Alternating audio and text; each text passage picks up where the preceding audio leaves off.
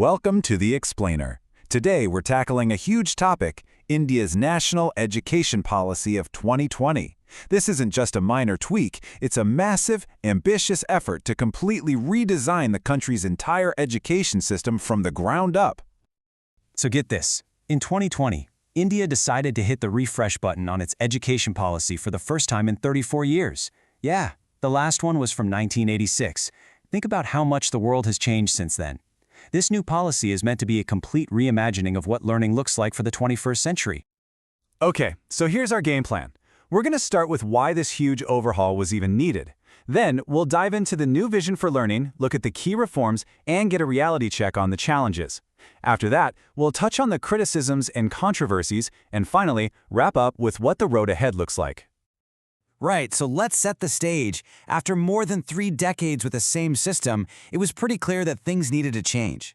The old way of doing things just wasn't cutting it anymore for preparing young people for a super fast-paced, globalized world. And that's where the National Education Policy 2020 comes in. It's framed as this comprehensive roadmap to turn India into a global knowledge superpower. It's all about the holistic development of every single student, and it's built on these 5 big pillars: access, equity, quality, affordability, and accountability. So, what is this grand new vision? Well, it really starts by tearing down the old structure and building a completely new one, right from the time kids first step into a classroom. This is probably the most dramatic change you'll see. The old 10+2 system that's been around forever? Gone. It's being replaced with this new 5+3+3+4 model. The whole point is to align learning with how a child's brain actually develops, putting a huge emphasis on early childhood education, starting from age 3.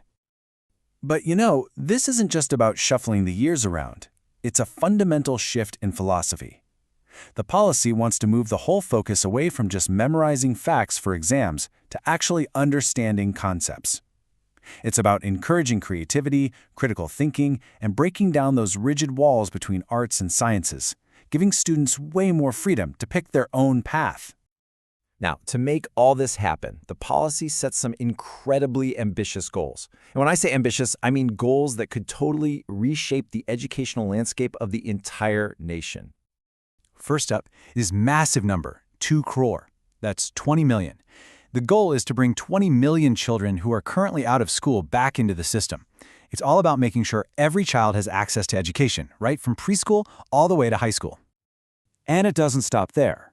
For higher education, the target is to nearly double what's called the gross enrollment ratio. Basically, they want to go from about 26% of young people in college in 2018 all the way up to 50% by 2035. That means creating something like 35 million new spots in universities and colleges. It's huge. And the big question, how do you pay for all this? Well, the policy brings back a long-standing, but really hard-to-reach, goal: to boost public spending on education to a full 6% of India's GDP. Beyond those headline numbers, there are some other really interesting reforms designed to make learning way more flexible. For instance, there's this academic bank of credits, where students can digitally save credits they earn and even transfer them between different universities. And with multiple entry and exit points, you could leave a degree program halfway through with a certificate and then come back later to finish it. It gives students a level of control they've just never had before. But okay, let's get real for a minute. A grand vision on paper is one thing. Actually making it happen in a country with over 1 billion people, that's where you run into some immense, incredibly complex challenges. And the sources point to some serious roadblocks. First, just getting the money. That 6% of GDP is a huge hurdle. Then you have deep-seated problems with basic infrastructure, especially in rural areas. We're talking about a severe shortage of trained teachers, and of course, a massive digital divide that makes a smooth rollout really, really tough. And this digital divide, it's not a small problem, it's a chasm. I mean, think about it. The policy puts a lot of emphasis on using technology and learning, but it runs headfirst into a reality where, as one report puts it, over 90% of students do not have devices that allow them to access online learning. That's a serious risk for creating an even bigger gap between the haves and have-nots. Now, as you'd probably guess, a policy shift this big didn't just land quietly. It's faced its fair share of pretty sharp criticism and political pushback from all corners. The 3-language formula, for instance, has become a major political flashpoint. Now, the official aim is to promote multilingualism and national unity, but in several non-Hindi-speaking states, especially Tamil Nadu, it's seen as a sneaky way to impose Hindi. This has sparked some serious fears about the central government overreaching and chipping away at regional identity. And it's not just about language. There are also worries about centralizing too much power in a single regulator for higher education. Some critics argue it takes away autonomy from states and universities, which has led to pushback from states like Kerala and West Bengal.